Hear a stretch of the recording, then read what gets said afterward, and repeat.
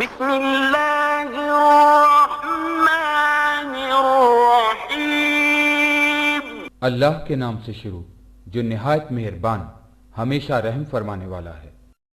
محمد نبینا بنور وادینا، محمد نبینا بنور وادینا، من مکہ حبیبی نور سطع فی المدینہ، محمد نبینا بنور وادینا، محمد نبینا بنور وادینا، من مکہ حبیبی نور۔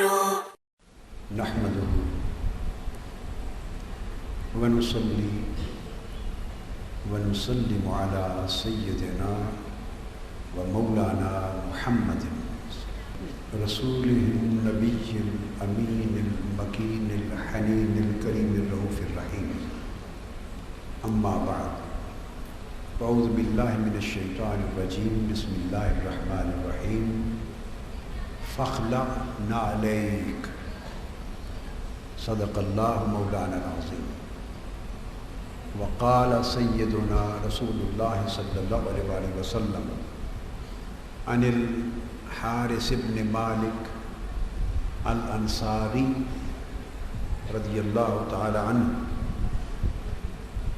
أنه مر برسول الله صلى الله عليه وآله وسلم فقال له كيف أصبحت يا حارث؟ قال أصبحت مؤمنا حقا، فقال انظر ما تقول، فإن لكل شيء حقيقة، فما حقيقة إيمانك؟ قال عزفت نفسي عن الدنيا وأسهرت ليلي وأظمأت نهاري، وكأني أنظر عرش ربي بارزا، وكأني أنظر إلى أهل الجنة يتزاورون فيها، وكأني أنظر إلى أهل النار يتضاغون فيها۔ قال يا حارث عرفت فالزم ثلاثة۔ وفي رواية أنس بن مالك رضي الله تعالى عنه فقال النبي صلى الله عليه وآله وسلم أصبت فالزم، مؤمن نور الله قلبه۔ رواه الطبراني والبيهقي وابن أبي شيبة كما قال رسول الله صلی اللہ علیہ وسلم۔ محترم علماء کرام، مشائخ اعظام، خواتین و حضرات اور جمیع حاضرین گرامی قدر، اللہ رب العزت کا شکر ہے جس کی توفیق سے ہم آج جامع مسجد رحمانیہ اس درس حدیث و تصوف میں جمع ہے۔ آج کے درس حدیث و تصوف کے لیے میں نے قرآن مجید کی ایک آیہ کریمہ سے 2 لفظ تلاوت کیے تاکہ برکت ہم قرآن مجید سے حاصل کریں، اور پھر ایک حدیث میں نے پڑھی ہے جس حدیث کو امام طبرانی نے روایت کیا ہے، امام بہقی نے روایت کیا ہے، امام طبرانی نے المعجم الکبیر میں، امام بہقی نے شعب الایمان میں، اور امام ابن ابی شیبہ نے روایت کیا ہے المصنف میں، اور امام حیثمی نے روایت کیا ہے مجمع الزوائد میں، اور حتیٰ کہ امام بزاز سمیت کئی اور ائمہ حدیث نے اپنی اپنی سندوں کے ساتھ اس حدیث کو روایت کیا۔ بات شروع کرتے ہیں قرآن مجید کی آیت کریمہ کے ان دو لفظوں سے۔ موسیٰ علیہ السلام جب مدین سے حضرت شعیب علیہ السلام کی خدمت میں تربیت کی مدت پوری کرنے کے بعد اپنی زوجہ محترمہ کو ساتھ لے کے واپس مصر کی طرف چلے اور وادی سینا سے گزرے، جسے قرآن مجید نے وادی ایمن کے لفظ کے ساتھ تعبیر کیا۔ گزرے تو آپ کو ایک آگ جلتی ہوئی نظر آئی درخت سے، اور آپ نے اپنی زوجہ محترمہ سے فرمایا انی آنست نارا۔ مترجمین اور مفسرین اس کا معنی جو بیان کرتے ہیں، معروف معنی وہ یہ کہ میں نے ایک آگ پائی ہے، ایک آگ دیکھی ہے، اگر میں ایک مختلف معنی کر کے ابھی آگے گزر رہا ہوں۔ مادہ آنستو کا آنسا کا بھی آناسا ہی ہے، اور اس کے مادہ میں بھی انس ہے، اور اس لفظ کے معنی میں یہ بھی داخل ہے کہ آپ نے فرمایا انی آنست نارا، کہ میں نے ایک آگ پائی ہے، آگ دیکھی ہے، اور اس دیکھنے میں دوسرا معنی یہ ہے کہ مجھے اس آگ سے محبت ہو گئی ہے، میں اس آگ سے انس محسوس کر رہا ہوں، میرا دل اس آگ کی طرف ایک انس محسوس کر رہا ہے۔ بس اتنی بات کہہ کے آگے جا رہا ہے۔ قریب چلے گئے، آگ دیکھ کر گئے تھے تو نور سے بات ہو گئی، آگ کو دیکھ کر گئے تھے تو نور پا لیا، تو آواز آئی موسیٰ علیہ السلام کو، یا موسیٰ فاخلع نعلیک، اپنے جوڑے اتار دو، انک بالوادی المقدس طویٰ، آپ ایک مقدس وادی میں آ گئے ہیں، اپنے جوڑے اتار دو۔ فاخلع، جوڑے اتار دینا، یہ اشارہ انخلاء کی طرف ہے۔ اب اس کا ذکر ہم درس کے دوران آگے چل کے کریں گے، اس میں نے صرف اس وقت اس آیت کریمہ کے ان دو لفظوں سے گفتگو کی ابتدا کرنی تھی۔ اپنے جوڑے اتار دے، اپنے پہناوے سے الگ ہو جا، یہ انخلاء کی طرف اشارہ ہے۔ شیخ الاسلام ابو اسماعیل عبداللہ انصاری رحمۃ اللہ تعالی علیہ، جو امام تصوف ہیں اور تصوف کی تاریخ میں ان کا لقب ہے ائمہ تصوف کے نزدیک شیخ الاسلام، شیخ الاسلام عبداللہ ابو اسماعیل عبداللہ الانصاری الہروی،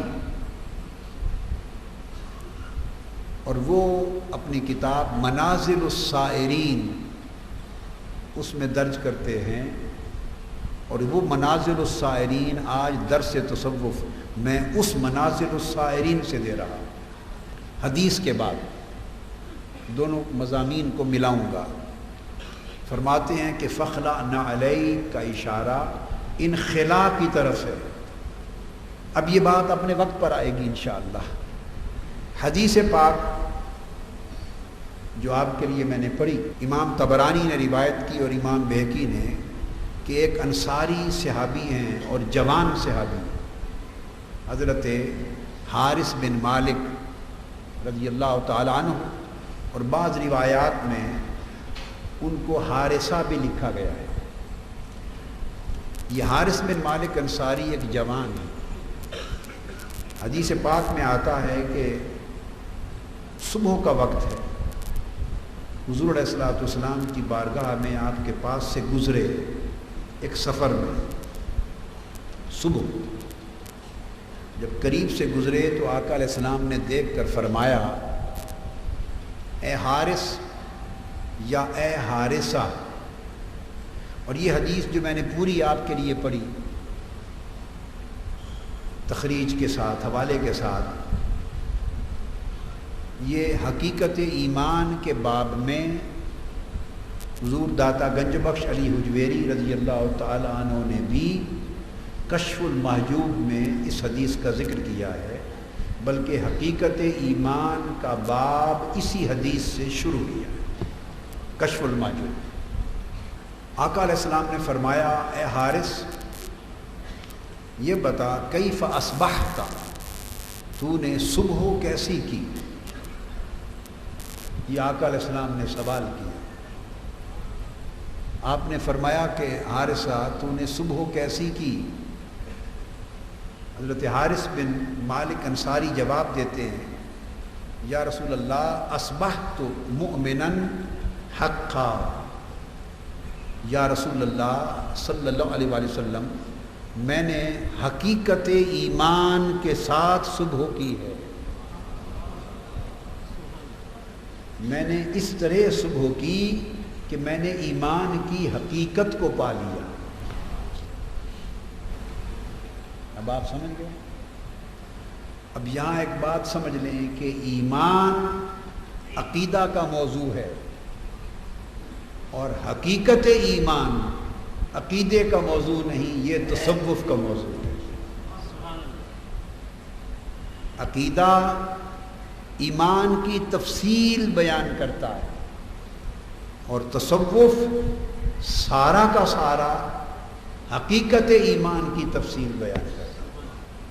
عرض کیا یا رسول اللہ میں نے سچے مومن حق کے طور پر صبح کی.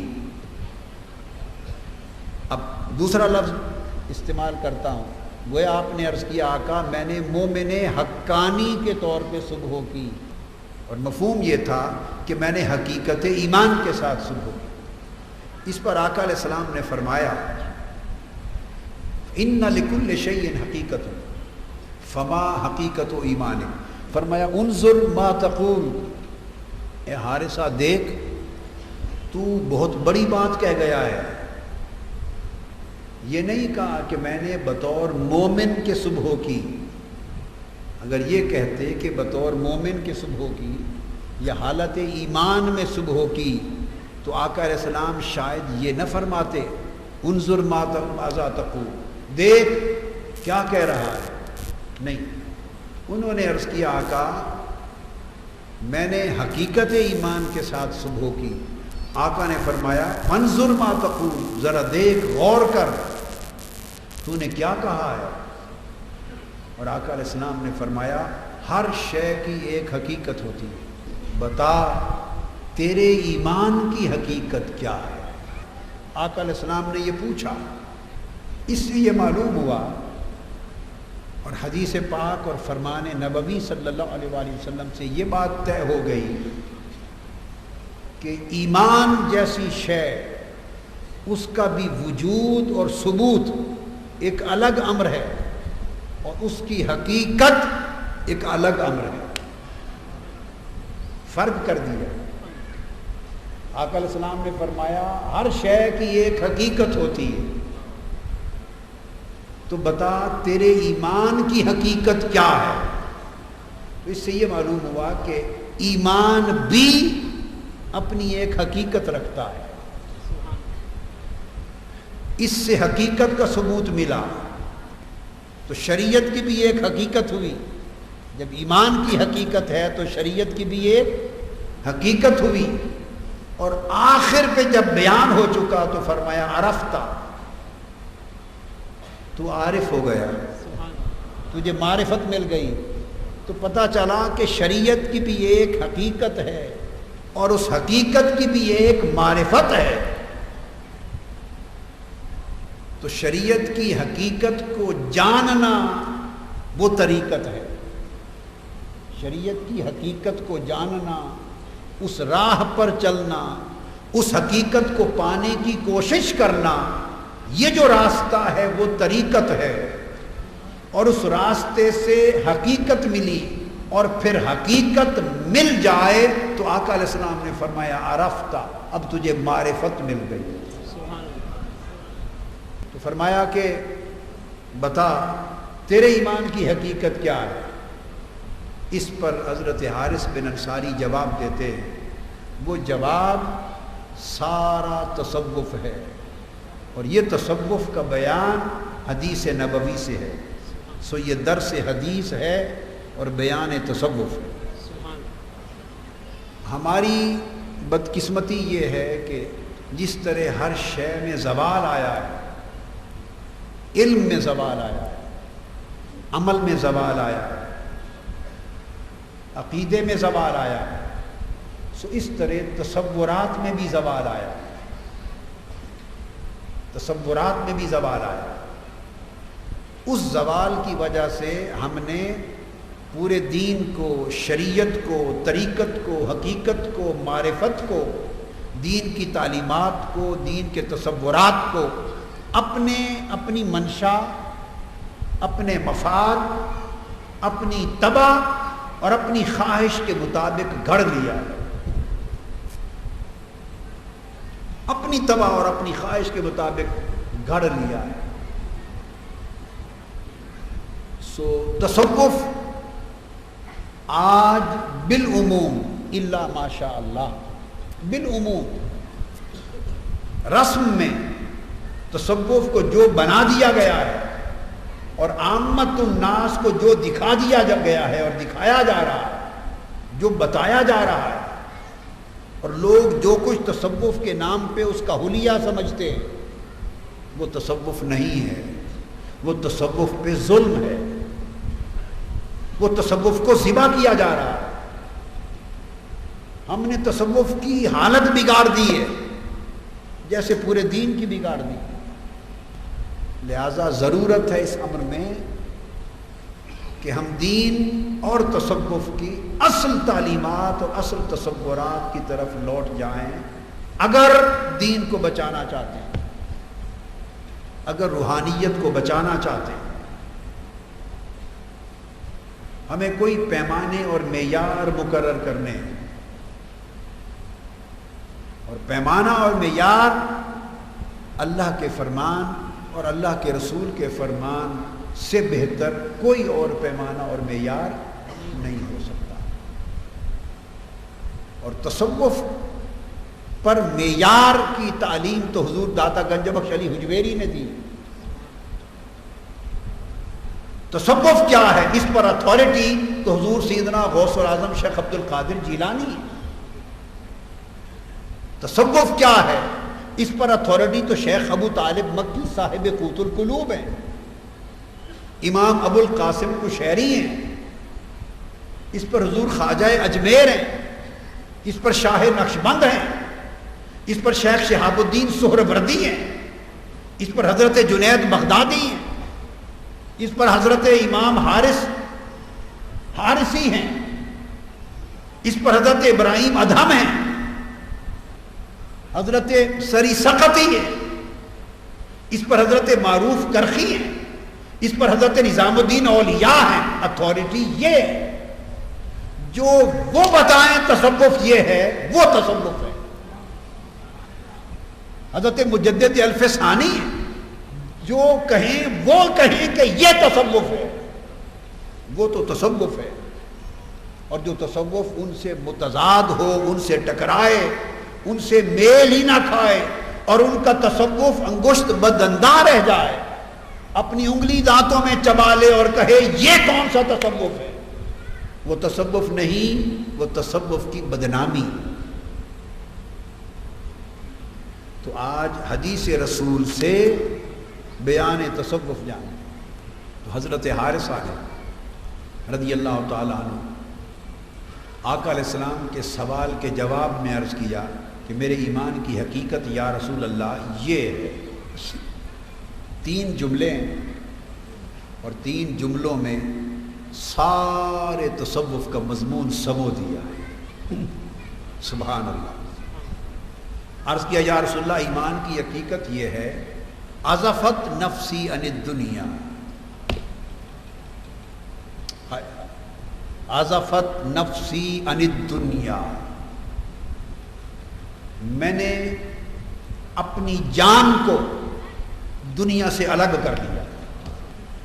یہ تصوف کی پہلی بات، شرط اول، اپنی جان کو، اپنے قلب کو، اپنے باطن کو، اپنے من کو میں نے دنیا سے جدا کر دیا، دنیا سے الگ کر دیا. اور یہ معنی بھی گویا کہ میں نے دنیا اپنے قلب و باطن سے نکال لی ہے، دنیا کو اپنے اندر سے نکال دیا ہے. اب میں ایک جملہ سمجھا رہا ہوں، وہ یہ نہیں کہا کہ میں دنیا سے نکل گیا ہوں، یہ نہیں کہا کہ میں دنیا سے نکل گیا ہوں، نہیں. تو آپ تو دنیا سے اس دن نکلیں گے نا جس دن موت ہوگی. ہم تو دنیا میں ہیں تو فرائض ادا ہو رہے ہیں اور دین کے واجبات ادا ہو رہے ہیں. تو دنیا میں ہیں تو فرائض و واجبات ادا ہو رہے ہیں. یہ نہیں کہا کہ میں دنیا سے نکل گیا، نہ، فرمایا دنیا کو میں نے خود سے نکال دیا. میں دنیا سے نہیں نکلا، دنیا کو اپنے اندر سے نکال دیا ہے. میں دنیا میں ہوں مگر اب دنیا مجھ میں نہیں ہے.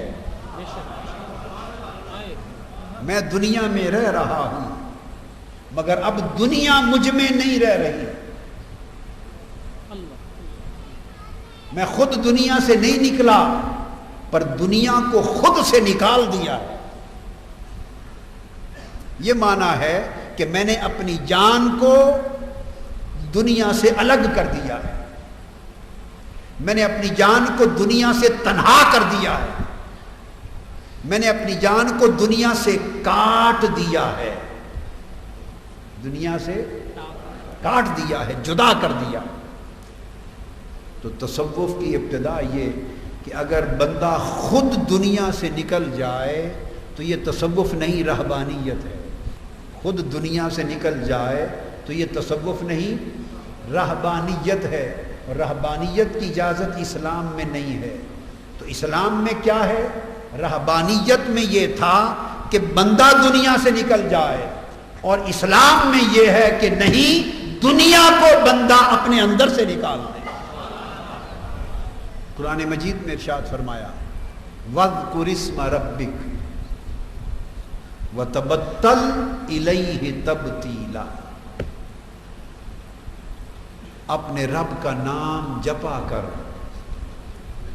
اپنے رب کی یاد کر، اس کے نام کو یاد کر، اور اتنا یاد کر، اتنا یاد کر کہ تبتل الیہ، کہ اس کی طرف تیرا تبتل ہو جائے، اس کی طرف تیرا تبتل ہو جائے. تبتیلا، اور تبتل تبتیل میں بدل جائے. اب تبتل اور تبتیل مادہ ایک ہے، وہ باب تفعول سے ہے، یہ باب تفعیل سے ہے. اور دونوں میں فرق کیا ہے؟ فرق یہ ہے، اب میں تصوف کی زبان میں فرق سمجھا رہا ہوں. تصوف کی زبان میں فرق یہ ہے کہ بندہ اگر تبتل دنیا سے کٹ جائے تو تبتل ہے، یعنی اپنا قلب و باطن، بندے کا قلب اور باطن اور بندے کا من اگر دنیا سے جدا ہو جائے تو تبتل ہے، قلب اور باطن. اور اگر خود سے جدا ہو جائے تو تبتیل ہے. اور تبتل نام ہے انقطاع کا، اور تبتیل نام ہے انخلاء کا. بندہ اپنے قلب کو، باطن کو، روح کو، خواہشوں کو، اندر کی کیفیت کو اور من کی دنیا کو دنیا کی لذتوں سے جدا کر لے.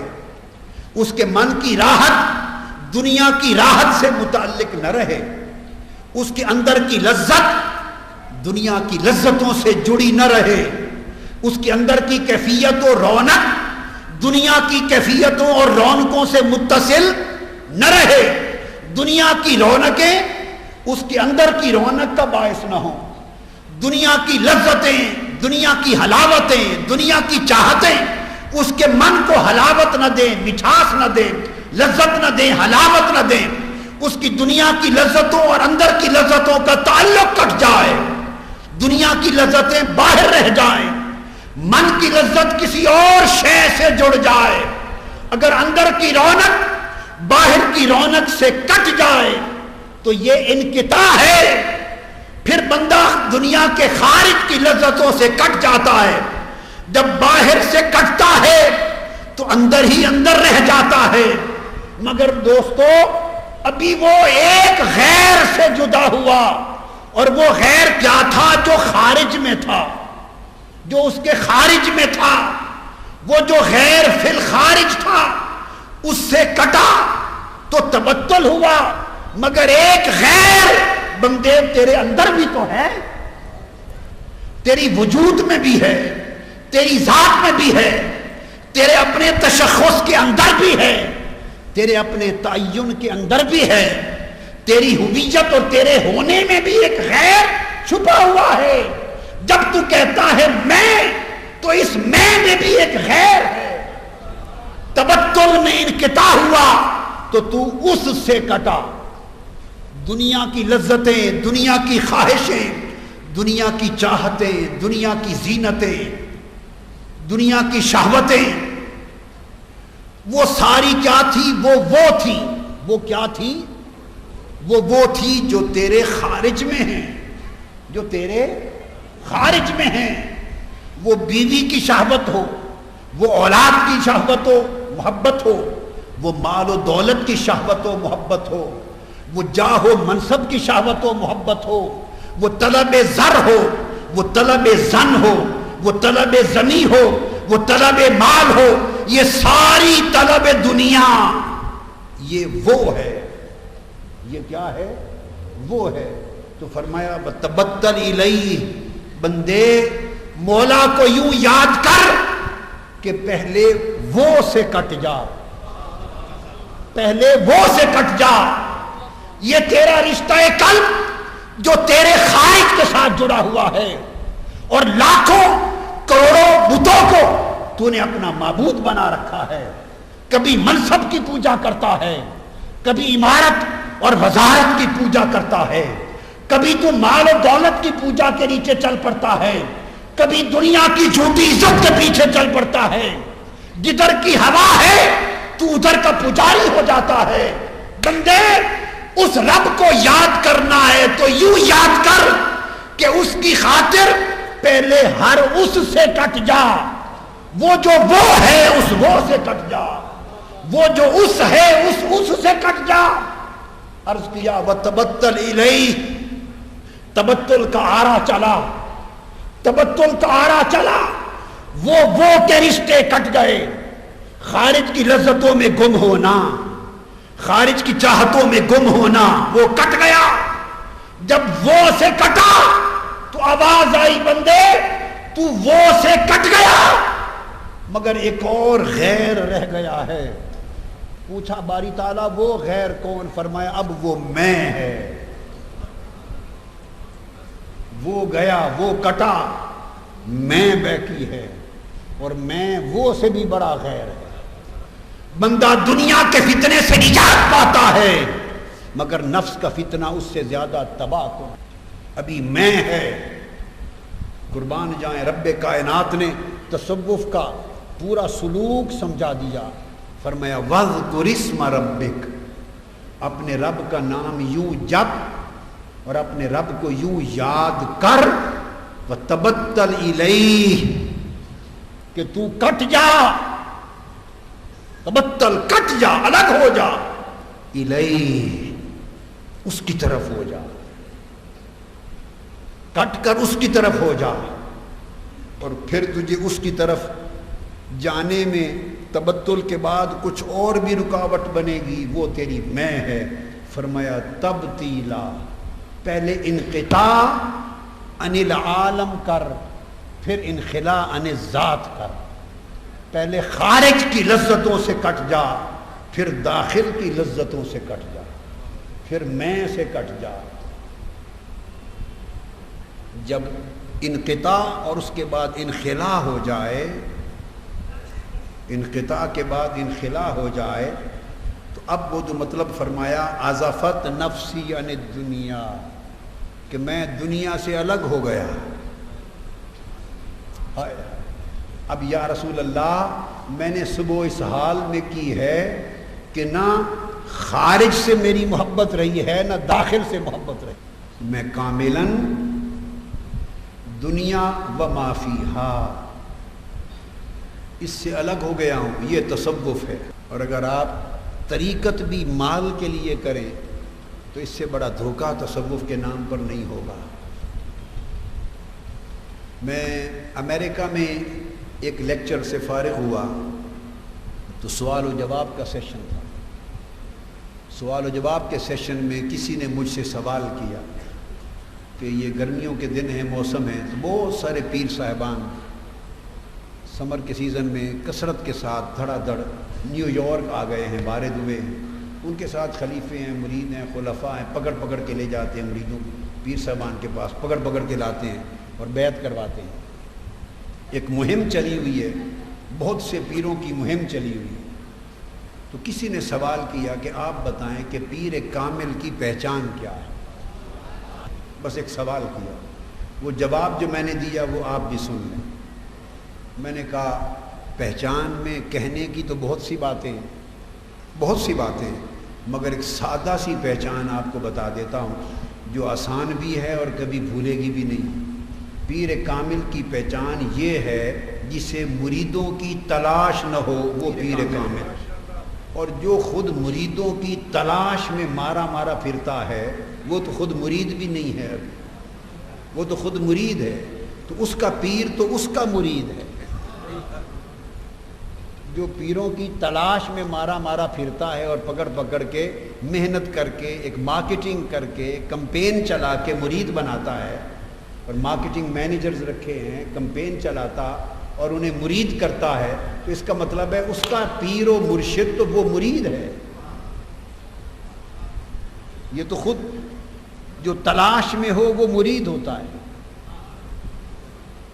متلاشی مرید ہوتا ہے، اور جو پیر ہوتا ہے وہ خود تلاش ہوتی ہے۔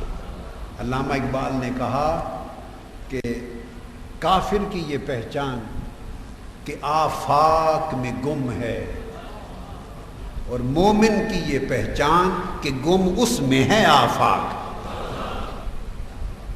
گم اس میں ہے آفاق۔ جس کی تلاش میں دنیا ہو وہ کامل ہے، اور جو دنیا والوں کی تلاش میں ہو وہ مرید ناقص ہے۔ تو ارشاد فرمایا آقا علیہ السلام نے جو سوال کے جواب میں حضرت حارثہ نے عزفت نفسی عن الدنیا، میں نے اپنی جان کو دنیا سے جدا کر دیا۔ جب جان کو دنیا سے جدا کر دیا ہے تو میں نے آپ کو عرض کیا یہ جو جان دنیا سے جدا ہوتی ہے اس کی ابتدا آگ سے ہوتی ہے۔ اس آگ کا ذکر ہے، کیونکہ دونوں چیزیں ملا کے میں آپ کو بیان کروں گا نا، تصوف اور ساتھ حدیث پاک۔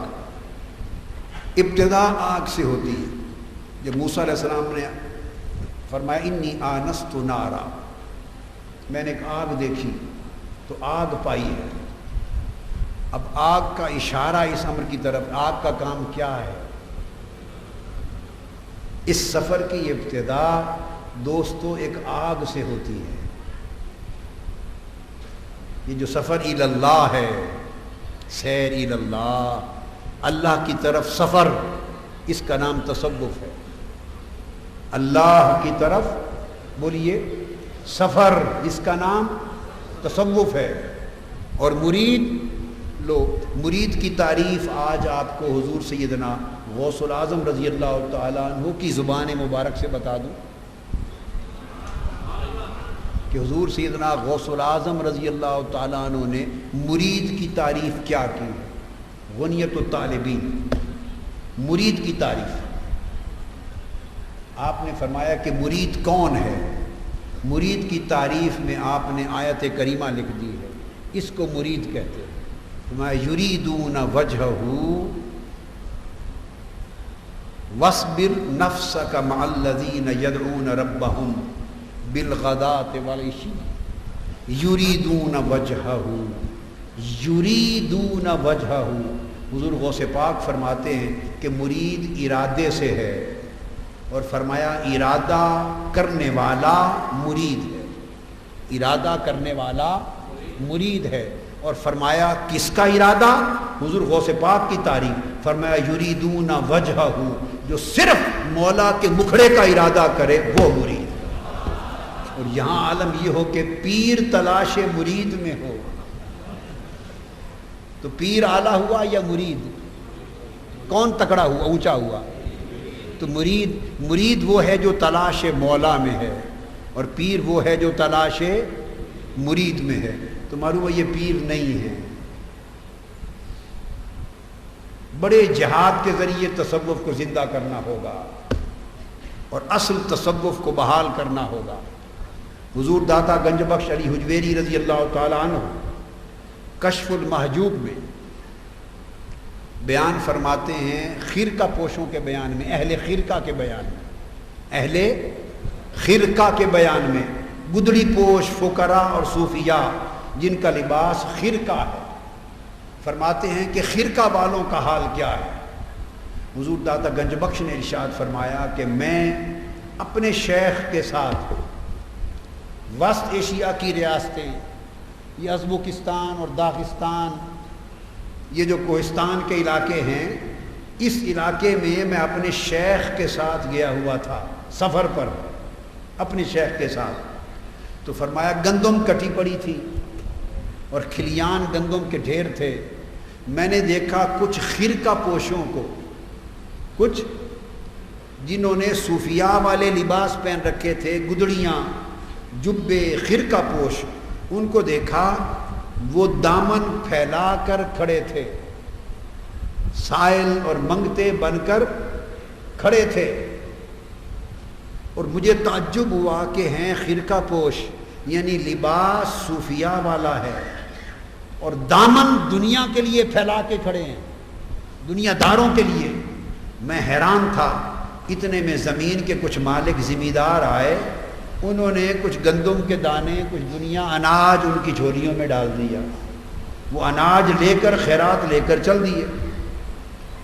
میں نے اپنے شیخ سے عرض کیا، حضور داتا گنج بخش فرماتے ہیں، شیخ سے عرض کیا کہ حضور یہ خرقہ پوش جو لباس میں اہل تصوف ہیں، یہ اتنے ذلیل کیوں ہو گئے کہ دنیا داروں کے منگتے اور سائل بن کے کھڑے ہیں، اور انہوں نے ان کی جھولی میں خیرات ڈالی ہے، یہ دنیا داروں کے سائل بن گئے، یہ اہل تصوف ہو کر اتنے ذلیل کیوں ہو گئے؟ حضور داتا گنج بخش فرماتے ہیں کہ میرے شیخ نے جواب دیا، فرمایا علی حجویری میرے بیٹے، فرمایا اس لیے کہ ان کے مرشد اور پیر، یہ وہ لوگ ہیں کہ ان کے پیر مریدوں کی تلاش میں نکل پڑے، سو یہ ان کے خلیفے تھے، یہ دنیا کی تلاش میں چل پڑے. فرمایا جن کے پیر مریدوں کی تلاش میں ہوں، ان کے مرید اور خلیفے دنیا کی تلاش میں ہوتے. یہ حضور داتا گنج بخش علی حجویری نے ایک معیار قائم کیا. یہ وہ بیان ہو رہا ہے، فرمایا عزفت نفسی عن الدنیا، میں نے اپنی جان کو دنیا سے جدا کر دیا ہے اور دنیا کو اٹھا کر اپنے من سے نکال پھینکا ہے، اور اپنے من کو دنیا کی آلائشوں سے، دنیا کی رغبتوں سے، دنیا کی چاہتوں سے اور دنیا کی کشش اور جذب سے میں نے اپنے من کو پاک کر دیا. اب میں نے عرض کیا کہ یہ سفر آگ سے شروع ہوتا ہے، کیوں؟ ارشاد فرمایا انی آنست نارا، یہ سورہ طٰہٰ میں فرمایا. اور دوسرا مقام پھر سورہ طٰہٰ میں آگے یہ جو بیان فرمایا انی آنست نارا لعلی آتیکم منہا بخبر او جذوۃ من النار. اور ایک مقام پر فرمایا آتیکم منہا بخبر او بشہاب قبس. زوجہ سے فرمایا کہ میں نے آگ دیکھی ہے. یہ سفر الی اللہ اللہ کی طرف روحانیت کا سفر آگ سے شروع ہوتا ہے، آگ سے۔ اور آگ سے کیوں شروع ہوتا ہے؟ آگ کی علامت یہ ہے کہ ہر شے کو جلا کے راکھ کر دیتی ہے۔ ارے تصوف، سلوک اور طریقت کا سفر آگ سے آنست نارا، ایک آگ پائی ہے، اور تلاش حق میں چلنے والا مسافر آگ کی طرف جاتا ہے اور آگ سے انگارے لیتا ہے، اور آگ کی طرف اس لیے جاتا ہے کہ آگ ہر خیر کو جلا کے بھسم کر دیتی ہے۔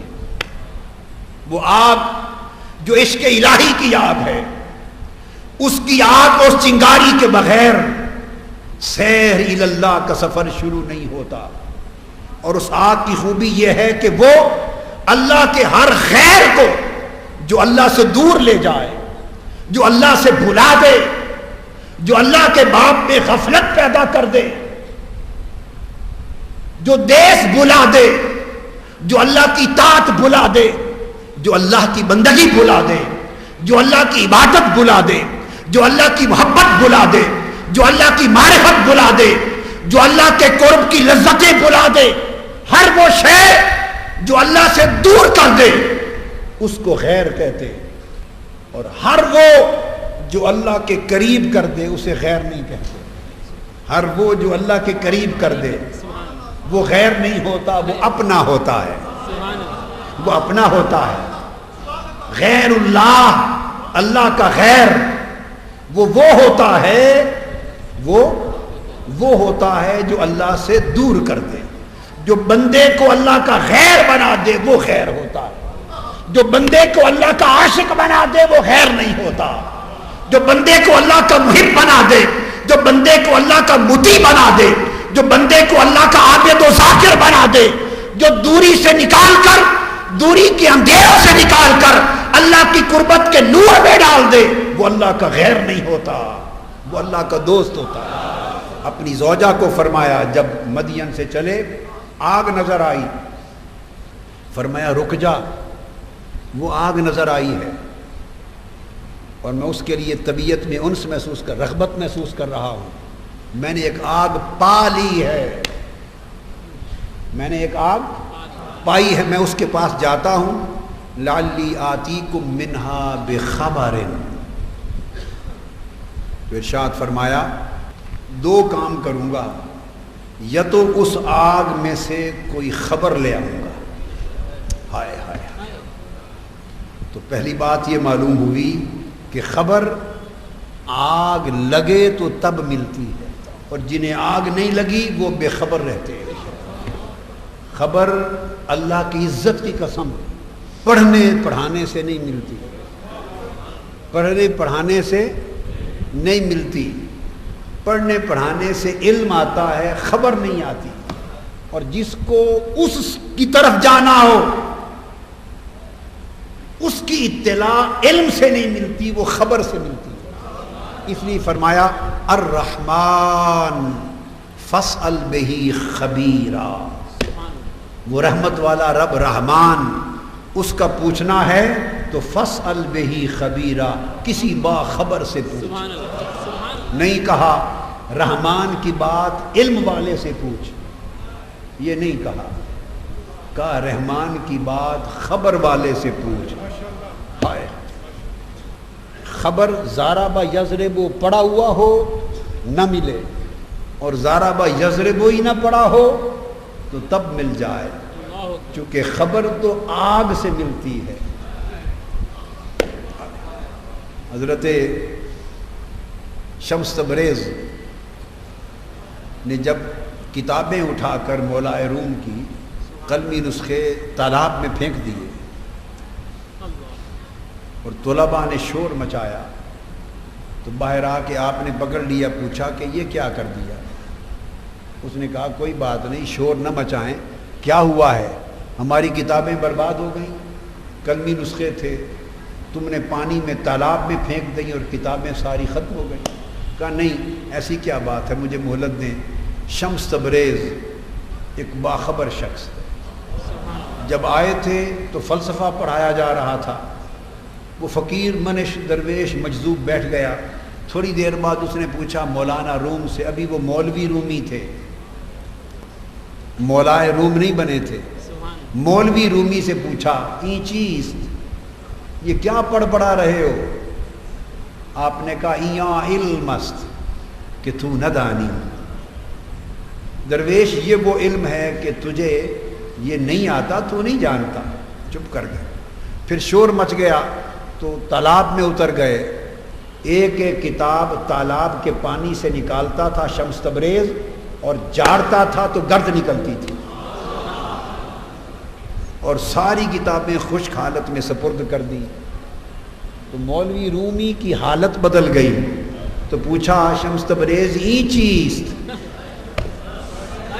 یہ کیا ہے؟ انہوں نے کہا ایاں سرس کہ تو نہ دانی، یہ وہ راز ہے کہ اسے تو نہیں جانتا. اس دن مولانا روم کو خبر ہوئی کہ مجھے خبر نہیں ہے. اور اگلی بات یہ کہ علم احساس دلاتا ہے کہ مجھے معلوم ہے. عالم جتنا بڑا ہوتا چلا جائے احساس بڑھتا چلا جاتا ہے کہ میں جانتا ہوں. علم اور خبر کا فرق یہ ہے کہ عالم ہو تو سمجھتا ہے میں جانتا ہوں، اور جسے خبر مل جائے جتنا باخبر ہو اس کی خبر اسے کہتی ہے کہ مجھے کچھ معلوم نہیں. تو ابتدا آگ سے ہوتی ہے، اور آگ سے اس لیے کہ آگ جلا کر بھسم کرتی ہے. تو جو کچھ غیر کی علائق ہوتے ہیں پہلے انہیں جلا کر راکھ کیا جاتا ہے، صفائی کی جاتی ہے، اور پھر اس چنگاری کے ساتھ آگے سفر طے کرایا جاتا ہے. تو موسیٰ علیہ السلام اپنی زوجہ سے فرماتے ہیں عزفت نفسی علی الدنیا، سمجھا رہا ہوں کہ جان دنیا سے جدا کیسے ہوتی ہے جب تک دنیا کے علائق عشق کی آگ سے جلے نہیں، راکھ نہ ہو جائیں، اس وقت تک جان دنیا سے جدا نہیں ہوتی. جان کیسے جدا ہو دنیا سے؟ دنیا کھبی ہوئی ہے. تو فرمایا کہ میں جا کر لے آتا ہوں منہا بخبر، اپنی زوجہ سے، کہ اس آگ سے میں اس یار کی خبر لاتا ہوں جس کی تلاش میں نکلے ہیں. بتاتے ہیں اس آگ سے یار کی خبر لاتا ہوں، کوئی پتہ لاتا ہوں یار کا. او آتیکم بشہاب قبس اور جذبۃ میں، دونوں الگ الگ آئے ہیں. اور یا اس میں سے کوئی بھنکتا ہوا جلتا ہوا انگارہ لاتا ہوں. تو گویا دو باتیں فرمائیں، یہ خبر لاتا ہوں اور ساتھ تمہارے لیے کوئی انگارہ بھی لاؤں گا. اس لیے لعلکم تستلون، تاکہ تم بھی تھوڑا سا اس انگارے کے ذریعے تپ لینا. پھر وہ گئے تو انس پیدا ہوتا ہے، اور چنگاری اور آگ سے سب غیر بھسم ہوتے ہیں. تو تب اسے وادی قربت میں بلایا جاتا ہے، تب وادی قربت میں بلایا جاتا ہے، بقعہ ایمن میں مبارکہ میں بلایا جاتا ہے. ورنہ جب تک سب غیر کے علائق جل کے راکھ نہ ہو جائیں تب تک قربت کی وادی میں داخلہ نہیں ملتا، دوری رہتی ہے. قربت میں تب بلایا جاتا ہے، اور جب قربت میں بلا لیا جائے تو قربت میں بلا کر اس وقت کہتے ہیں کہ جب آگ سے بھسم ہو گیا تھا، تو ابھی تو بھسم ہوا تھا دنیا کے علائق دنیا، وہ خارج والا غیر بھسم ہوا تھا، مگر اندر کا ہے. اس وقت کہتے ہیں فخلعنا علیک، اے موسیٰ جو خارج کے علائق تھے وہ تو جلا دیے، اب یہ جو میں ہے اس سے بھی باہر نکلا. فخلعنا علیک، اب اپنے پہناوے سے، اپنے تعین ذات سے بھی باہر نکلا، اپنے لباس پہناوے اپنے تشخص ذات سے بھی نکلا. یہ انخلاء عن الذات ہے، خود سے بھی الگ ہو جا. یہ تب جا کے فنا تام ہوتی، اور اس کو پھر خطاب کیا جاتا ہے کہ میں تیرا رب ہوں.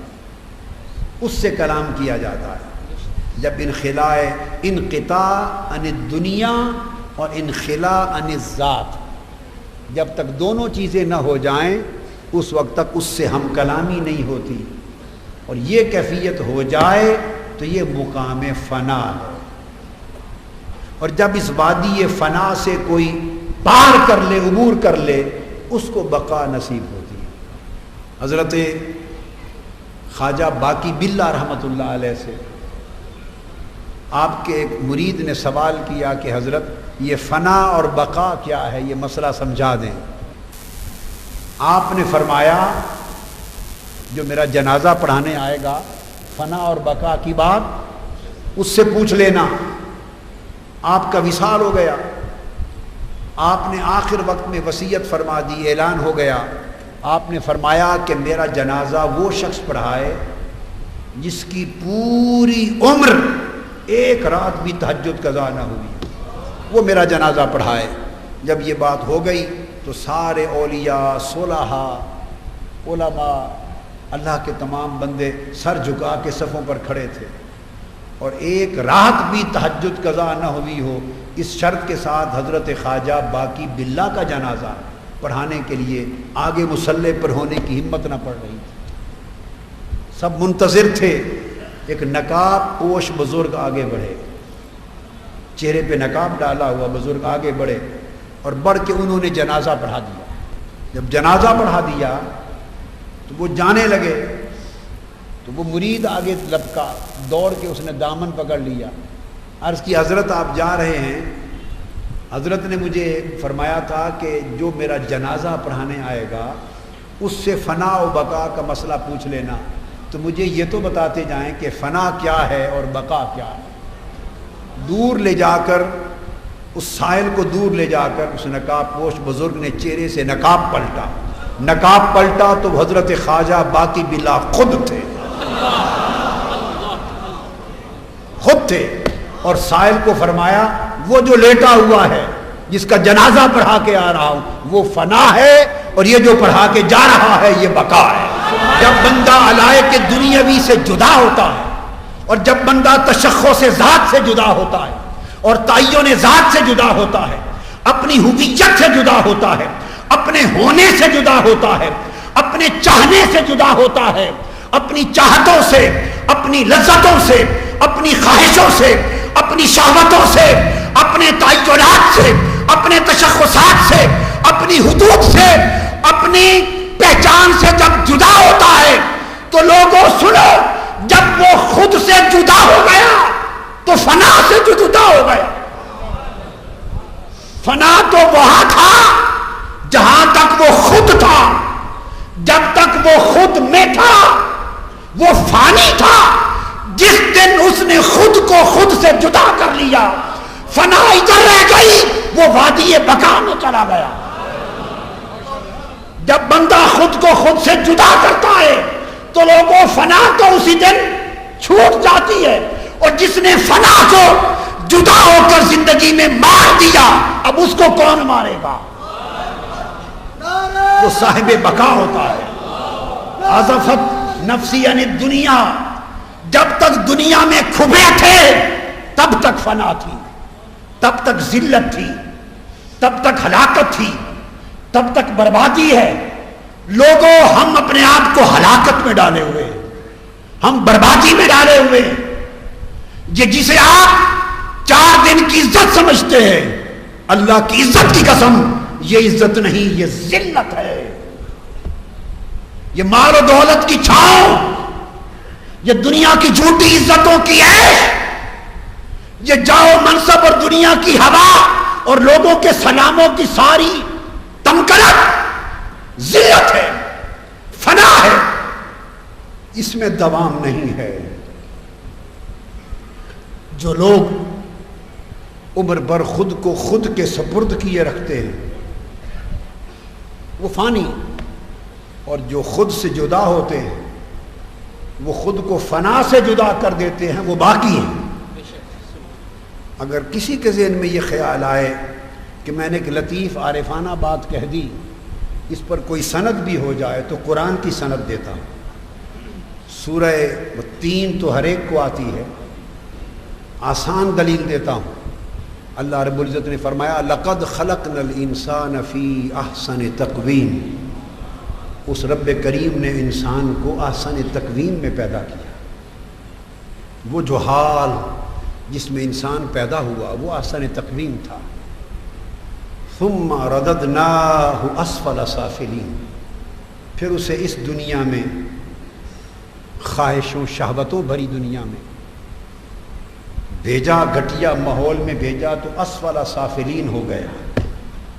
اب سمجھیں کہ بندے کا ایک مقام جو اس کی ابتدا میں تھا وہ احسن تھا. ہم سب جب بنے تھے تو احسن تھے، اور پھر جب یہاں آئے تو اسفل ہو گئے. جب سے دنیا میں گرے تو گھٹیا ہو گئے، اسفل ہو گئے، احسن سے اسفل ہو گئے. مگر قرآن کہتا ہے کہ سب اسفل نہیں رہیں گے، اور سارے اسفل نہیں رہے، اور سارے ہی اسفل نہیں رہتے. جو اس دنیا میں پھنسائے گئے اسفل ہو گئے، اور جو اس میں سے بچائے گئے وہ الا الذین آمنوا، کچھ وہ سوائے ان لوگوں کے کہ جو ایمان لے آئے. تو جو واپس ایمان کی راہ پہ چل پڑے ان کو فرمایا آمنو، وہ مومن ہو گئے. تو آپ نے دیکھا کہ پہلے احسن تھے، پھر اسفل ہوئے. اسفل سے جو بچ گئے، اس سفلیت سے بچ گئے، تو اللہ نے ان کو مومن بنا دیا. ایمان سے مزین ہوئے، مومن ہو گئے. اور مومنوں میں کئی اونچے کیے گئے اعمال صالحہ کے ساتھ، طاعت کے ساتھ، عبادت کے ساتھ، اللہ کی بندگی کے ساتھ، حضور علیہ الصلوۃ والسلام کی غلامی کے ساتھ. جو لوگ طاعت اور عبادت اور ریاست کی نعمت پا گئے تو وہ صرف مومن نہ رہے، پھر وہ مومن صالح ہو گئے. الا الذین آمنوا وعملوا الصالحات. تو احسن تھے، اس ماحول میں آئے، اسفل ہوئے، اسفل سے کئی نکل گئے، مومن ہوئے، اور مومنوں میں کئی ابھر گئے، اونچے ہو گئے، وہ صالح ہوئے. اب آگے وہ جگہ آ رہی ہے جہاں سے وہ نقطہ سمجھانا چاہتا، وہ صالحین ہو گئے. اعمال صالحہ والے کیا ہو گئے؟ صالحین ہو گئے. اب اللہ رب العزت نے فرمایا عامل الصالحات فلہم اجر غیر ممنون، ان کے لیے اجر ہے، ان کے لیے اجر ہے. کیسا اجر؟ غیر ممنون، جو کبھی ختم نہ ہوگا. ان کے لیے اجر ہے جو کبھی ختم نہ ہوگا. تو گویا وہ ماجور غیر ممنون ہوئے، وہ ایسے ماجور ہوئے کہ جن کا اجر کبھی ختم نہیں ہوگا. اب جو بات بڑے سادہ طریقے سے آپ کو سمجھانے لگا ہوں وہ یہ کہ یہ ان کو اجر ملا اور اجر کبھی ختم نہ ہوگا. تو بولیے اجر مل کس کو رہا ہے؟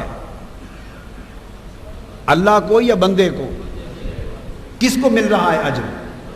بولیے اللہ تو اجر دینے والا ہے، اللہ تو اجر دینے والا ہے. دے کس کو رہا ہے؟ بندے کو. تو بندہ ماجور ہے، بندہ. تو اللہ نے فرمایا کہ کئیوں کو، سب کو نہیں، بعضوں کو ایسا اجر دوں گا جو کبھی ختم نہ ہوگا. تو یہ ممکن ہے کہ اجر تو کبھی ختم نہ ہو، ماجور ختم ہو چکا ہو. جس بندے کو اجر مل رہا ہے وہ فنا ہو چکا ہو، وہ ختم ہو چکا ہو. جس کو اجر دیا جا رہا ہے وہ تو کبھی کا ختم ہو چکا ہو. تو اجر کس کو دے رہے ہیں؟ اس سے بڑا بھی مذاق ہوگا کہ جس نے اجر لینا تھا وہ تو کبھی کا ختم اور فنا ہو چکا ہے. تو اجر مر گیا اور فنا ہو گیا، اجر کس کو دے رہا ہے؟ تو اگر اجر زندہ ہے تو اس لیے زندہ ہے کہ ماجور زندہ ہے. اگر اجر کبھی ختم ہونے والا نہیں تو وہ غیر ممنون اس لیے ہے کہ اس کا ماجور پہلے سے غیر ممنون ہے. رب کائنات ان مومنین صالحین میں سے جن کو کبھی ختم نہ ہونے والا بنا دیتا ہے انہی کا اجر غیر ممنون ہوتا ہے. اور جو لوگ خود ختم ہو جانے والے ہوتے ہیں ان کا اجر بھی ختم ہو جاتا ہے۔ اور پھر ایک یہ بھی ذہن میں رکھ لیں کہ یاد رکھ لیں کہ حیات اور موت میں فرق ہے، حیات اور موت میں خود فرق ہے۔ حیات کی خوبی یہ ہے کہ جب مرنے کے بعد ملے گی تو کبھی ختم نہ ہوگی، اور موت کی خوبی یہ ہے کہ ایک دن موت کو موت آ جائے گی، حیات کو موت نہیں ہوگی۔ ارے جس نے خود مر جانا ہے وہ ہمیشہ زندہ رہنے والوں کو مارنے کی ہمت رکھتی ہے۔ حدیث پاک میں ہے کہ جب قیامت کے معاملات ختم ہو جائیں گے، جنتی جنت میں، دوزخی دوزخ میں چلے جائیں گے، تو حکم ہوگا دونوں طرف کے جنتیوں تم بھی ذرا باہر آ جاؤ۔ آج ایک منظر ہونے والا ہے، دوزخیوں تم بھی ذرا دیواروں کے اوپر سے آ کے دیکھو، ہر کوئی اپنی اپنی دیواروں پر چڑھ جائے گا، جنتی بھی اوپر دوزخی بھی اوپر۔ فرشتوں کو حکم ہوگا موت کو جانور کی شکل میں بنا کے لے آؤ۔ موت جانور کی شکل میں لائی جائے گی، دوزخیوں اور جنتیوں دونوں کو دکھا کر فرشتے کے ہاتھوں اللہ موت کو ذبح کر کے ختم کر دے گا، فرمائے گا آج موت کی موت ہو گئی، تم بھی زندہ رہو گے، ہمیشہ تم بھی زندہ رہو گے۔ تو موت تو ختم ہو جانے والی شے ہے، تو ختم ہو جانے والی شے نہ ختم ہونے والے کو کیسے مار سکتی؟ اس لیے اللہ پاک نے قرآن مجید میں فرمایا وَكَيْفَ تَكْفُرُونَ، تم کفر کیسے کر سکتے ہو؟ کنتم، فرمایا کنتم امواتم، کیا کنتم امواتم، تم مردہ تھے، یعنی ظاہراً کچھ نہ تھے، فَأَحْيَاكُمْ، اس نے تمہیں زندہ کر دیا، یعنی ماں کے پیٹ سے جلایا، پیدا کیا، زندہ کر دیا۔ زندہ کرنے کے بعد ثم یمیتکم، وہ پھر تمہیں موت دے گا۔ یہ جو موت آتی ہے جب جنازہ پڑھ کے قبر میں دفن کرتے ہو، موت دے گا۔ ثم یحییکم، اس موت کے بعد پھر تمہیں زندہ کرے گا۔ اس آیت کریمہ میں 2 بار زندگی کا ذکر ہے اور 2 بار موت کا ذکر ہے۔ کنتم امواتم، پہلے موت تھی، احیاکم، اس نے تمہیں زندگی دی، تو پہلی زندگی نے پہلی موت کو منسوخ کر دیا۔ پہلی زندگی جب ملی تو اس سے پہلی موت منسوخ ہو گئی، تو گویا حیات اولا موت اولا کی ناسخ ہو گئی۔ پھر فرمایا ثم یمیتکم، وہ پھر تمہیں موت دے گا، ثم یحییکم، اس موت کے بعد پھر زندگی دے گا۔ تو دوسری بات موت آئی، اور اس موت کے بعد پھر دوسری زندگی آئی، تو دوسری زندگی نے پھر دوسری موت کو منسوخ کر دیا۔ تو پہلی زندگی نے پہلی موت کو منسوخ کیا، اور دوسری زندگی نے دوسری موت کو منسوخ کیا۔ موت ہو گئی منسوخ اور حیات ناسخ بن کے رہ گئی۔ اب اگر یحییکم کے بعد پھر لفظ آتا یمیتکم کہ پھر تمہیں موت دے گا، تو پھر موت کو بقا ہوتی، پھر موت کو بقا ہوتی۔ مگر قرآن نے موت کو 2 بار ذبح کر کے دوسری حیات کے بعد کسی موت کا ذکر نہیں کیا، فرمایا ثم یمیتکم ثم یحییکم، پھر تمہیں حیات دے گا، ثم الیہ ترجعون، پھر تم ہمیشہ زندہ رہو گے اور قیامت میں کھڑے کیے جاؤ گے، اور جب قیامت ختم ہوگی تو اس کے بعد موت کو ذبح کر کے ختم کر دیا جائے گا۔ تو لوگوں، اس مرنے کے بعد جو زندگی ہے، اس زندگی بعد تو موت ہے ہی نہیں۔ کتنی نادانی!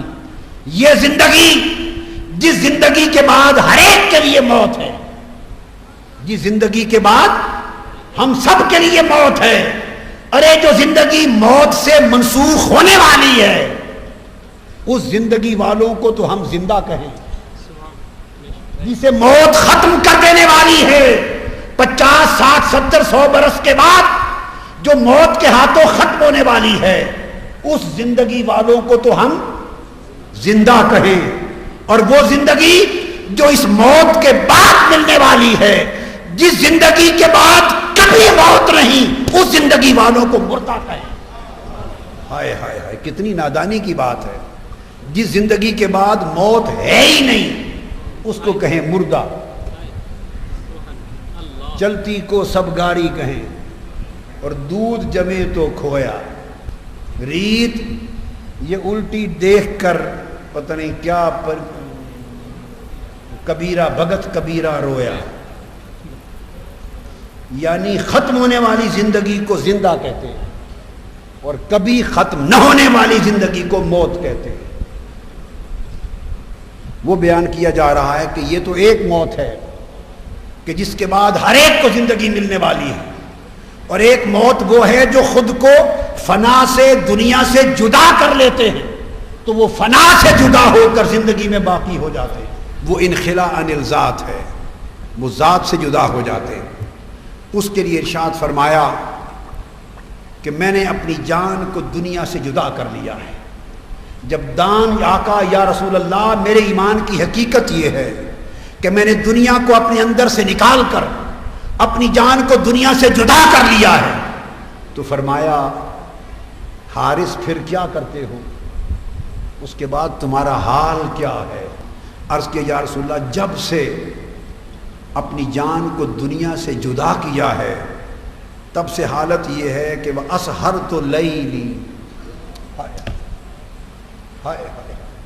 عرض کہ یا رسول اللہ تب سے راتوں کو رات کو بیدار رہتا ہوں.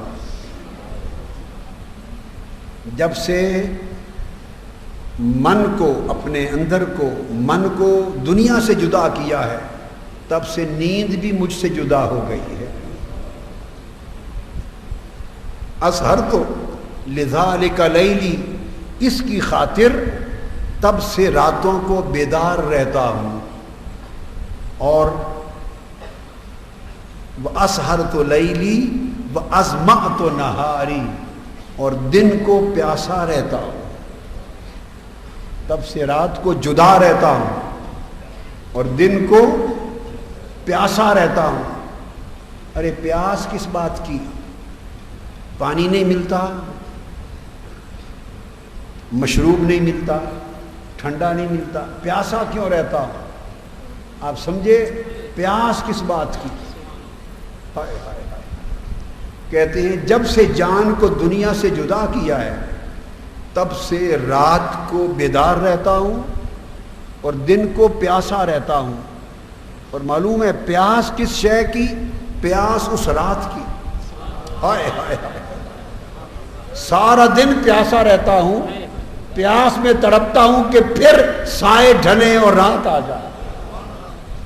اس لیے کہ جب رات کو جاگتا ہوں سارے لوگ سو جاتے، سب سو جاتے، تو رات کی بیداری میں جب مصلے پہ کھڑا ہوتا ہوں، جب مصلے پہ اپنی جبین رکھتا ہوں، ہر کوئی بستر کے پہلو میں چلا جاتا ہے تو میرا مولا مجھے اپنی قربت کے پہلو میں لے لیتا ہے. میں اپنے مالک کی قربت کے پہلو میں چلا جاتا ہوں. رات کو اس کی قربت کی وادی میں چلا جاتا ہوں، رات کو اس کی مناجات کرتا ہوں، اس کی محبت کے چشموں سے پیتا ہوں، اس کی قربت کا فیض لیتا ہوں، اس کی مناجات کی لذتیں آتی ہیں، اس سے سرگوشیاں کرتا ہوں، آنسوؤں کی برسات ہوتی ہے، اس کی قربت کی تپش آتی ہے. وہ مجھے اپنے دستے محبت سے اپنے عشق کے جام بھر بھر کے پلاتا ہے، اپنی معرفت کے جام بھر بھر کے پلاتا ہے. کبھی اس کی آواز میرے کانوں میں آتی ہے، میرے بندے کون ہے مجھ سے مانگنے والا؟ کبھی میں اسے پکار کے کہتا ہوں میرا مولا میں تیرے لیے جاگ رہا ہوں. وہ میرے قریب ہوتا ہے، میں اس کے قریب ہوتا ہوں. رات کو پھر جیسے آقا علیہ السلام نے فرمایا لست مثلکم ایکم مثلی ابیت عند ربی یطعمنی ویسقینی، اے صحابہ تم میری مثل نہیں ہو، میں رات خدا کی بارگاہ میں گزارتا ہوں، وہ تو اپنے دست شفقت سے مجھے کھلاتا بھی ہے اور پلاتا بھی ہے. لوگوں جو لوگ اپنی جان کو دنیا سے جدا کر لیتے ہیں اور اپنے قلب اور باطن کا تعلق اپنے مولا سے جوڑ لیتے ہیں، دنیا سے جب کٹتا ہے تو کہیں تو جڑنا ہے نا. ہائے ہائے، کٹا تو نہیں رہنا، یا ادھر جڑے گا یا ادھر جڑے گا. اگر دنیا سے جڑ گیا تھا تو تو یار سے کٹ گیا تھا، اگر پردیس میں جڑ گیا تھا تو اس دیس سے کٹ گیا تھا جس دیس سے آیا تھا انسان، جہاں الستو بربکم کی میٹھی میٹھی سریلی آواز کان میں پڑتی تھی، جہاں اس کی قربتوں کے سمندروں میں ہر وقت غوطہ زن رہتا تھا، جہاں اس کے ذکر اور اس کے انوار اور تجلیات میں ہر وقت نہاتا رہتا تھا، جب اس سے کٹتا ہے تو دنیا میں جڑ جاتا ہے، جب دنیا سے کٹ جاتا ہے تو مالا اعلیٰ سے جڑ جاتا ہے، اور مالا اعلیٰ بندے کو مولا سے جوڑ دیتا ہے۔ بندہ چلتا فرش پر ہے پر ہوتا عرش پہ ہے، چلتا فرش پہ ہے مگر ہوتا عرش پہ ہے۔ دوریاں ختم ہو جاتی، دوریاں ختم ہو جاتی، پھر وہ بندہ عرض کیا کہ رات کو پھر بیدار رہتا ہوں، اور اس بیداری میں جو شراب عشق ملتی ہے، جو شراب قربت ملتی ہے، اور جو شراب مناجات ملتی ہے، کسی نے نغموں سے کیا لذت پانی ہے جو رات کی تنہائیوں میں مولا سے مناجات کی نغمگی میں لذت آتی ہے۔ تو رات کو جو لذت ملتی ہے، سیرابی ملتی ہے، سیرابی، وہ سارا دن بندے کو بیتاب اور پیاسا رکھتی، وہ سارا دن شام کے ڈھلنے کی انتظار کرتا ہے، اس کا دل دن کے اجالے میں نہیں لگتا، وہ دن کو اپنے آپ کو اجنبی محسوس کرتا ہے، وہ پردیس میں محسوس کرتا ہے، وہ انتظار میں رہتا ہے کہ پھر شام ڈھلے، پھر شام ڈھلے۔ لوگوں، اللہ والوں کا عاشقوں کا مصلی محبوب کی دہلیز ہوتی ہے، وہ مصلی پہ سر نہیں رکھتے اور محبوب کے در پہ سر رکھتے ہیں، وہ سبحان ربی الاعلیٰ نہیں کہتے ہیں، وہ اس سے ہم کلامی کرتے ہیں۔ فرمایا پھر سارا دن پیاسا رہتا ہوں، اور اس کے نتیجے میں جب سے حالت یہ ہو گئی ہے، تب سے کانی انظر عرش ربی بارزہ، تب سے پردے اٹھ گئے ہیں۔ یہ حدیث ہے، کسی صوفی کا کلام نہیں ہے، تب سے پردے اٹھ گئے ہیں اور اللہ کے عرش کو بے نقاب دیکھتا ہوں۔ کانی، یہ حالت ہو گئی ہے گویا اللہ کے عرش کو بے نقاب دیکھتا ہوں، گویا جنت میں جنتیوں کو ملاقات کرتا دیکھتا ہوں، دوزخ کے احوال دوزخیوں کے دیکھتا ہوں۔ جب یہ سارا کچھ بیان کر چکے، آقا علیہ السلام نے سنا تو سن کے فرمایا یا حارث عرفت، تجھے معرفت مل گئی۔ ہائے ہائے، حقیقت ایمان سے معرفت مل گئی۔ دوستو، یہ جو بیداری عظفت نفسی، یعنی دنیا سے اس مقام مشاہدہ تک پہنچنا، اس مجاہدہ سے مشاہدہ تک پہنچنا، یہ دراصل، اور فرمایا فلزم، 3 بار فرمایا، اس کو تھامے رکھنا، اس حال کو تھامے رکھنا، اس حال کو تھامے رکھنا۔ یہ جو سفر ہے مجاہدہ سے مشاہدہ کا، اور رات کے جگرتوں سے اس کے عرش کے دیدار کا، یہ جو سفر ہے یہ تفرقہ سے جمع کا سفر ہے، یہ تفرقہ سے جمع کا سفر ہے۔ جب تک ہم اپنی دنیا سے کی علائق میں رہتے ہیں اور اپنے اندر کھوئے رہتے ہیں، تب تک ہم تصوف اور معرفت کی زبان میں حالت تفرقہ میں رہتے ہیں، وجود اور موجود کے فرق میں رہتے ہیں، وجود اور موجود کے فرق میں، تفرقہ میں رہتے ہیں۔ اور صوفیاء کے ہاں عظمت یہ ہے کہ وہ تفرقہ سے نکل کر جمع کا سفر کرتے ہیں۔ حضور داتا گنج بخش علی حجویری فرماتے ہیں کہ میں فرغانہ کے گاؤں میں گیا، ایک بڑے ولی اللہ کی خبر سن کر کہ ان کی زیارت کروں، پہنچا تو بڑے کامل ولی اللہ بزرگ تھے، انہیں باب عمر کہتے تھے، بابا عمر، مگر اس کی زبان میں باب عمر، باب عمر کہتے تھے۔ میں دور چل کے سفر کر کے گیا ان کے پاس، تو جب آیا تو اس شیخ نے مجھ سے کہا کہ علی حجویری اب سفر بند کب کرو گے؟ سفر بند بھی کرو اور منزل پر آ جاؤ، سفر بند کرو حضر میں آ جاؤ۔ فرمایا حضور میں اسی لیے آپ کو دیکھنے آیا ہوں۔ وہ کہنے لگے پر میں اس دن سے آپ کو میں نے دیکھنا شروع کیا ہے۔ انہوں نے ایک دن بتایا، سال بتایا، دن بتایا، تاریخ بتائی، میں اس دن سے تمہیں مسلسل دیکھ رہا ہوں۔ حضور داتا گنج بخش علی حجویری کہتے ہیں کہ میں نے بعد میں غور کر کے دیکھا تو وہ دن میری توبہ کا دن تھا، جس دن میں تائب ہوا تھا۔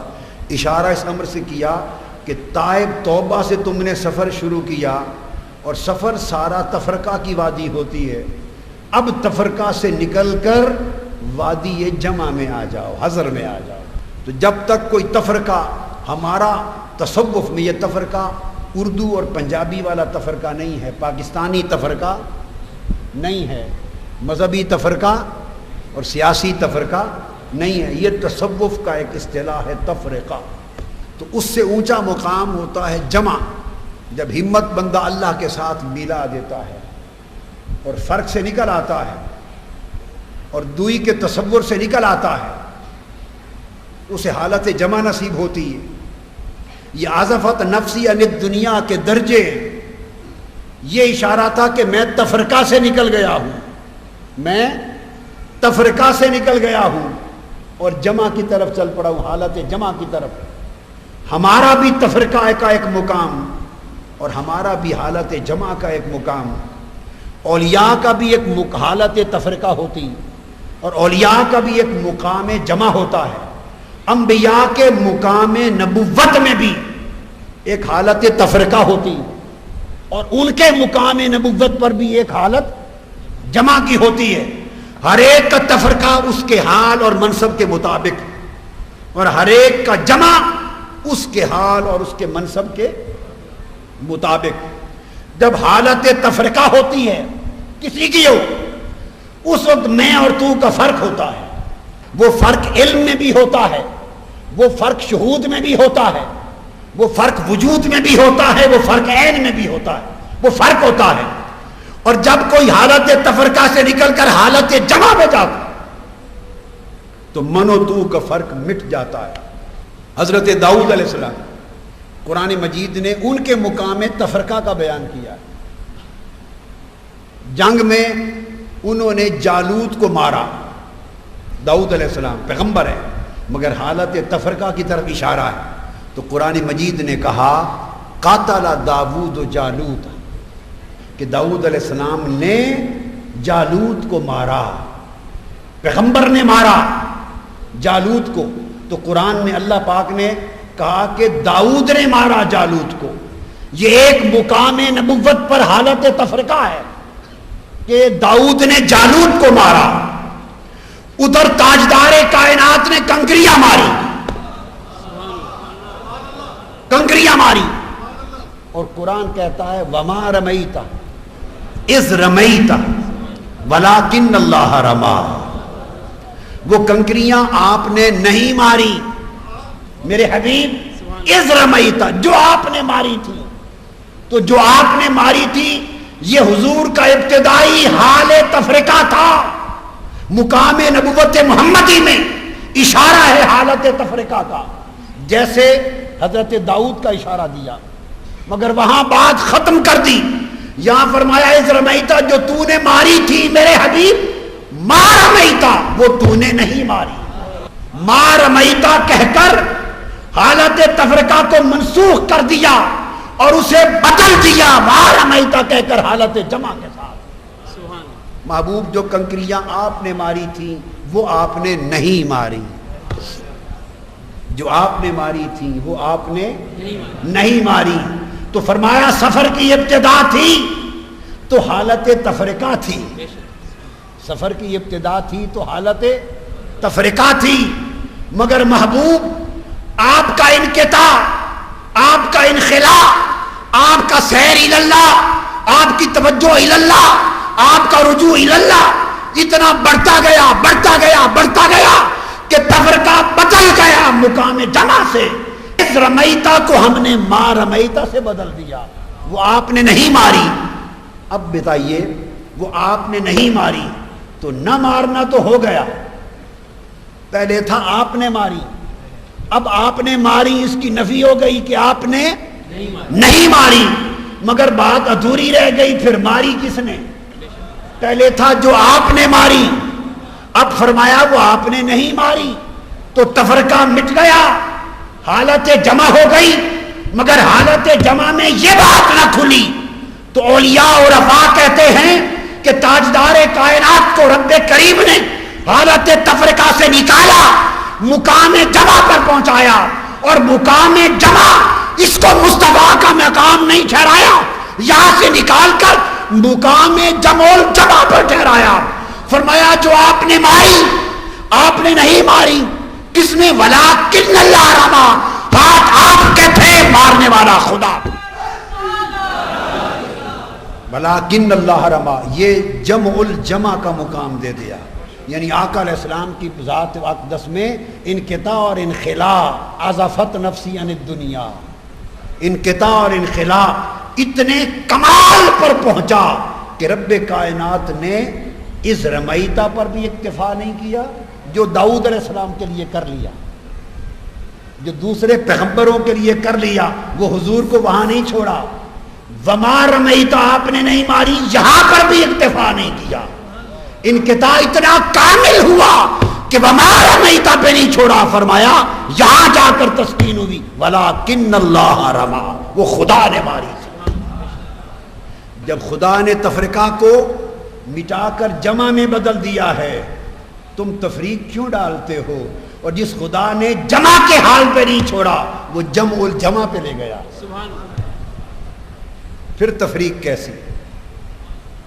پھر دوسرا مقام قرآن مجید میں فرمایا ان الذین یبایعونک، جو لوگ آپ سے بیعت کرتے ہیں، جو میرے حبیب آپ سے بیعت کرتے ہیں، یبایعونک، آپ سے بیعت کرتے ہیں، اشارہ حالت تفرقہ کی طرف ہے، اس بات ہے آپ سے بیعت کرتے ہیں۔ فرمایا ان الذین یبایعون اللہ، وہ اللہ سے بیعت کرتے ہیں، تو تفرقہ مٹا کر حالت جمع پہ لے آئے، حالت وہ اللہ سے بیعت کرتے ہیں۔ تو سوال ہوا باری تعالیٰ ہم نے تو ہاتھ حضور کے ہاتھ میں دیا تھا، تو اللہ سے بیعت کیسے ہو گئی؟ وہ مقام جمع پوری بات کو کھول نہ سکا، ہم نے تو حضور کے ہاتھ میں ہاتھ دیا تھا، تو آپ سے بیعت کیسے ہو گئی؟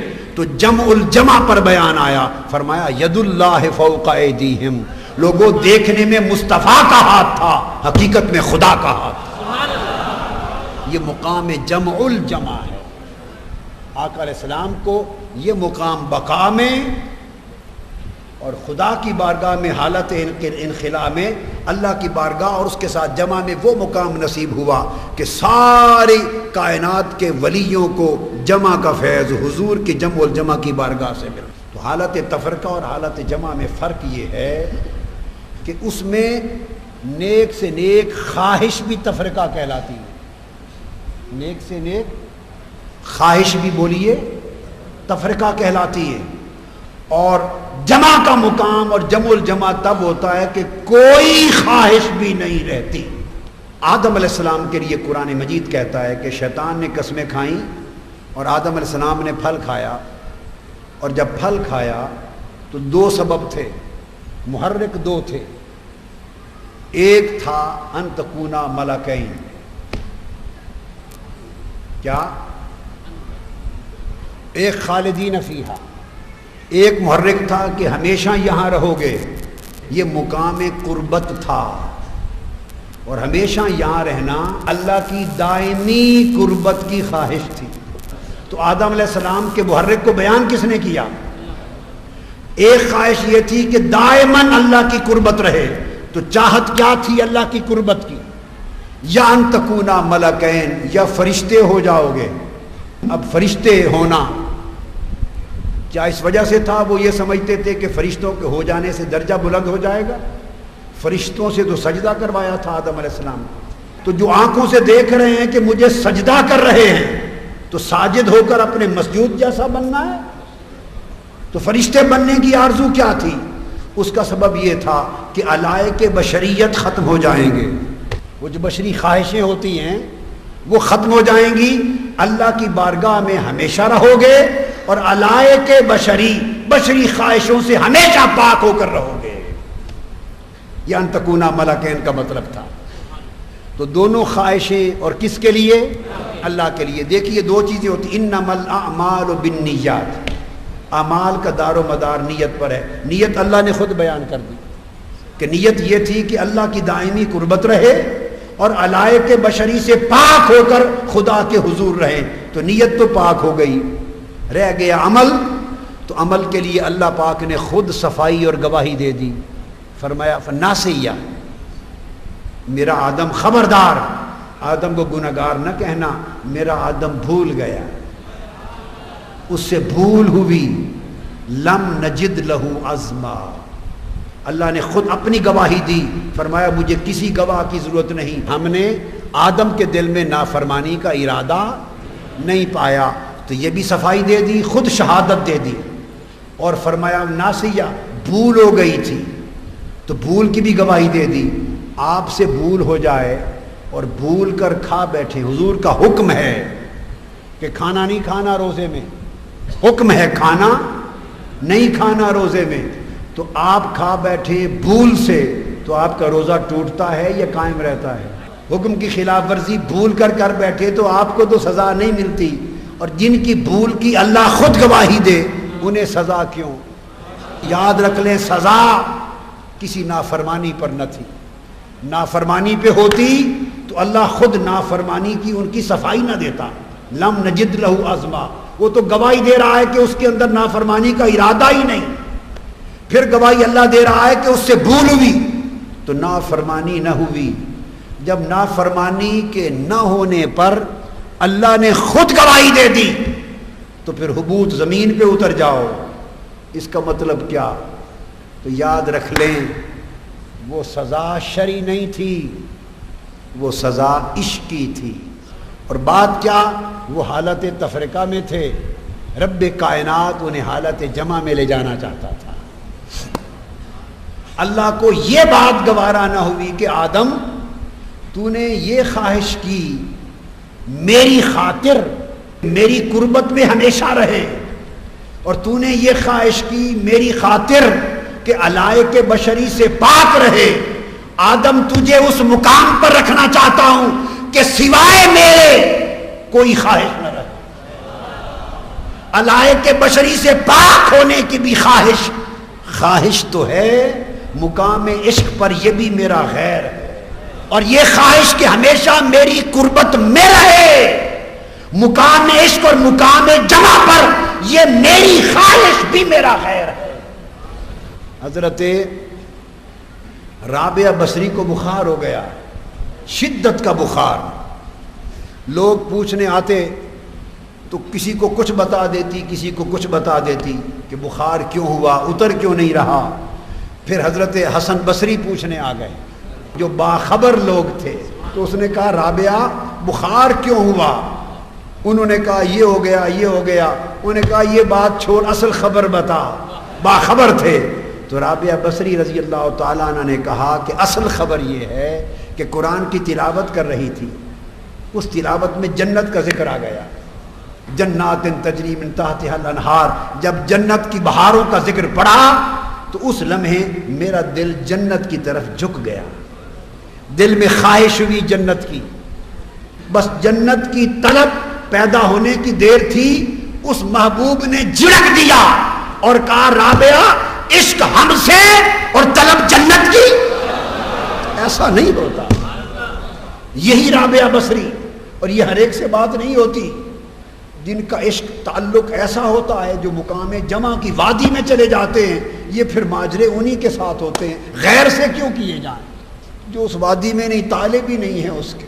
رب کائنات نے فرمایا آدم مقام تیرا جمع ہے اور طلب کرتا ہے دوام کی، دوام حضوری میں دوام کی، علائق بشریت، یہ جو خواہش ہے بھلا میری ہی کیوں نہ ہو، خواہش ہے، میں تو نہیں ہوں، یا مجھے لے لے یا میری خواہش کو لے لے۔ تو ایک مقام میں نبوت پر جو حالت جمع ہوتی ہے وہاں تو اس کی خواہش بھی غیر ہو جاتی ہے. اگر ابھی سمجھ نہ آئی ہو بات ذرا طور پہ چلے جاتے ہیں.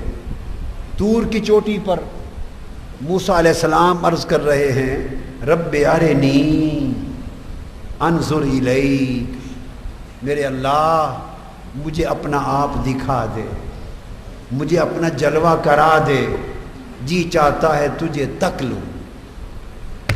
حکم ولن ترانی، موسیٰ تو مجھے نہیں دیکھ سکتا. یہ نہیں فرمایا کہ مجھے دیکھا نہیں جا سکتا، اس جواب میں اس بات کا اس بات ہے مجھے دیکھا تو جا سکتا ہے پر تو نہیں دیکھ سکتا. کیوں موسیٰ اس لیے نہیں دیکھ سکتا کہ تو ابے یہ بولی بولتا ہے رب ارنی، مولا تو مجھے اپنا آپ دکھا دے. جب تک تجھے یہ ہوش ہے کہ کچھ میں بھی ہوں اور کچھ تو بھی ہے اور تو ہو کر مجھے دیکھنا چاہتا ہے، جب تک میں اور تو کے فرق کا ہوش ہے لن ترانی، تو نہیں دیکھ سکتا. تو پھر کیا ہوگا؟ فرمایا ایک تجلی پھینکتا ہوں. پھینکی تو پہاڑ پر لیکن خر موسیٰ صائقا، حضرت موسیٰ علیہ السلام بے ہوش ہو گئے. اور قرآن کہتا ہے فلما افاق، پھر ہوش دوبارہ دیا. پہلا ہوش جاتا رہا جس میں اور تو کا فرق تھا. فلما افاق، جب دوسرا ہوش ملا تو اب خبر ہو گئی تھی. عرض کیا انی تبت مولا، وہ جو میں نے تجھ سے دیدار مانگا تھا اس سے توبہ کرتا. جب ہوش سے توبہ ہوئی موسیٰ علیہ السلام کی تو پھر وہ جلوہ آپ کے چہرے پہ چمکنے لگ گیا. جلوہ دیکھنے آئے تھے، خود موسیٰ علیہ السلام کا چہرہ جلوہ گاہ بن گیا. مولانا روم اسی طرح اشارہ کرتے ہیں محرم ای ہوش جز بے ہوش نے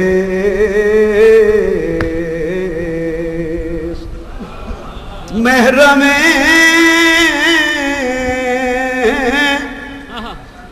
ای ہوش جز بے ہوش نیست مرز بارا مشتری چون گوش نیست. اس ہوش کا محرم وہی ہوتا ہے جو بے ہوش ہو جائے. زبان کا سوداگر کان ہوتا ہے اور کوئی نہیں ہوتا. اس ہوش کا زائل کرنا تھا. تو دیکھا آپ نے کہ جب مقام جمع ہوتا ہے تو وہاں اسی کی خواہش قربت کی اور اسی کی خواہش دیدار کی خواہش بھی غیر ہو جاتی. اس خواہش کو بھی غیر سمجھا جاتا ہے. اور جہاں مقام جمع الجمع ہوتی، یا اللہ تعالیٰ نے موسیٰ علیہ السلام سے نہیں پوچھا تھا کہ موسیٰ مانگ لے کچھ، نہیں، خواہش ہوئی تھی رب ارنی. اور جب مقام جمع الجمع ہوتی ہے تو پھر قاب قوسین او ادنا پر بلا کر باری تعالیٰ پوچھتا ہے محبوب کیا مانگنا ہے. وہاں اللہ پاک نے نہیں پوچھا موسیٰ کیا مانگتے ہو، خواہش کی ہے. یہ اشارہ مقام تفرقہ ہے جس کو مٹا کر جمع کی طرف لے گئے. اور قابہ قوسین پر حضور نے عرض نہیں کیا، اللہ پوچھتا ہے محبوب کیا مانگتے ہو. عرض کیا اب اس مقام پر جب خدا پوچھ رہا ہے تو دیدار مانگ سکتے ہیں نا، مگر خواہش نہیں کی، دیدار نہیں مانگا. سامنے بٹھا کر پوچھا محبوب کیا کہنا چاہتے ہو. عرض کیا مولا التحیات للہ والصلوات، اپنی عاجزی اور بندگی پیش کرنا چاہتا ہوں. جہاں مانگا ہے وہاں لن ترانی کا جواب دیا ہے، اور جہاں نہیں مانگا اس لیے کہ خواہش ختم ہو گئی ہے. خواہش ختم ہو گئی ہے، بس وہی ہے، خواہش بھی نہیں رہی. جب خواہش نہیں رہی اور مانگا نہیں تو پھر پردہ اٹھا کے کہا جاتا ہے ما زاغ البصر وما طغى. دوستان مکرم، سمجھانا مقصود یہ تھا یہ سفر اللہ کی طرف چلنے کا سفر، زندگی اور نصیحت جو کرنا چاہتا ہوں، زندگی کے کتنے سال بیت گئے اور دنیا کی بڑی لذتیں دیکھ لیں آپ نے، حلاوتیں چکھ لیں، کچھ معلوم نہیں کس وقت بلاوا آ جائے۔ کبھی غور کیا کہ بلاوا آ جائے اور اس کے حضور پیشی آ جائے تو کیا تیاری کر کے جا رہے ہیں؟ اچھی تیاری سمجھاتا ہوں، اچھی تیاری۔ عزفت نفسی عن الدنیا، دنیا کو دلوں سے نکال لو، بس اس پر محنت کرو۔